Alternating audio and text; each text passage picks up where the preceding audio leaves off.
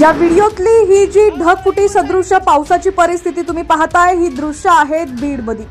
बीड जिल्ह्यातील विविध भागात सकाळपासून जोरदार पावसाने हजेरी लावलेली आहे। या पावसामुळे नदी नाले दुथडी भरून वाहत असून जिल्ह्यातील 9 महसूल मंडळामध्ये अतिवृष्टीची नोंद झाली आहे।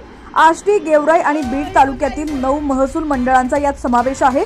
गेवराई तालुक्यातील अर्धा मसला येथील खराडी नदीला पूर आल्याने 2 गावांचा संपर्क तुटलाय, तर दुसरीकडे गेवराईतील काळजवाडी येथील प्रवाहित झालेली नदी ओलांडताना शेतकरी वाहून गेला होता।